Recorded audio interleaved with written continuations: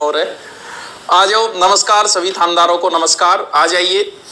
कहोगे सर इतनी रात को कैसे आए हो?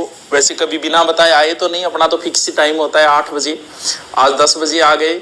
हुआ क्या कि आज सुबह भी क्लास नहीं ली थी, एसआई वालों की जो बैच चल रहा था उसकी क्लास भी नहीं ली थी, क्योंकि जयपुर के अंदर नई जो बुक थी ना उसमें बहुत बड़ा चेंजिंग कर रहे थे। अच्छा मैटर जोड़ने के लिए 2 दिन से यही बैठे थे। फिर वो एसआई की सूचना आई तो कॉल वगैरह आने लगे, सर कुछ बताओ इसकी डेट ऐसे क्यों चेंजिंग की, 10 दिन आगे की क्यों की। तो इस वजह से सोचा कि 2 मिनट की चर्चा कर लेते हैं एसआई की।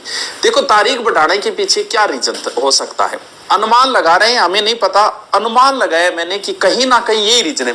पहला रीजन तो ये था कि कोरोना की वजह से बहुत सारी स्कूलें बंद थी, सेंटर में समस्या आ रही थी, कुछ सेंटर ले रहे थे कुछ नहीं, इस वजह से भी आरपीएससी के पास समस्या थी। लेकिन अभी आरपीएससी बहुत बड़े विवादों में फंसी हुई है और आगे किसी प्रकार का ये रिस्क नहीं लेना चाहती कि जिसके अंदर आरपीएससी की छवि खराब हो। तो ये जो टाइम टेबल बदला है, पहली बात तो देखो 13 से 15 में 2-2 सत्रों में होगा। इसका मतलब 13, 14, 15 3 दिन तक एग्जाम चलेगी।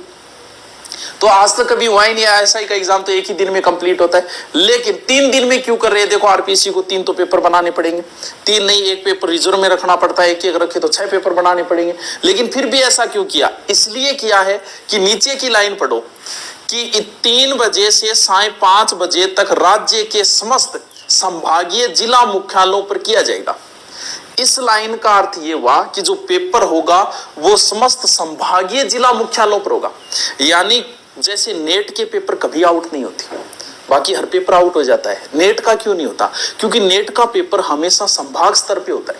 पेपर तभी आउट होने शुरू हो जाते हैं जब संभाग से जिला और जिले से तहसील में आने शुरू हो जाते हैं। एक बार तो पुलिस के पेपर तो गाँव में दे दिए थे, आउट तो होंगे। तो संभाग स्तर पे जो पेपर रहता है वो कभी आउट नहीं होता है।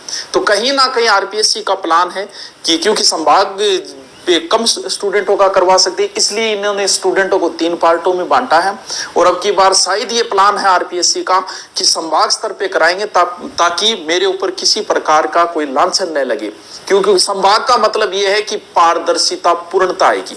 तो जो तैयारी कर रहे हैं वो थोड़ा एनर्जेटिक हो, क्योंकि पारदर्शिता से पेपर होगा। संभाग स्तर पे पेपर है तो आउट होने की कोई चांसेस नहीं है।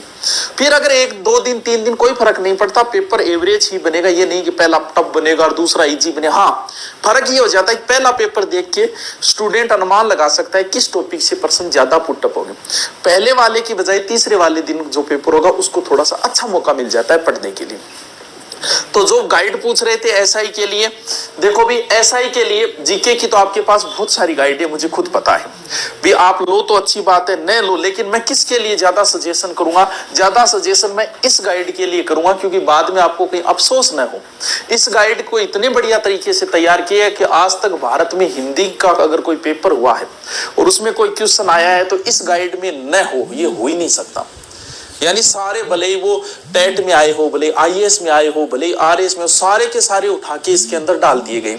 जब आप खरीदने न जाओ तो वहां बुक स्टोर पे जाके इसको देख जरूर लेना कि संधि को पहले संधि दी गई है, शॉर्ट में समझाई गई है, इसके अंदर शॉर्ट में समझा के फिर संधि के हमारे बनाए हुए, फिर आज तक के आए हुए, इस तरीके से 3-3 पार्टों के अंदर क्वेश्चन बनाए हुए हैं।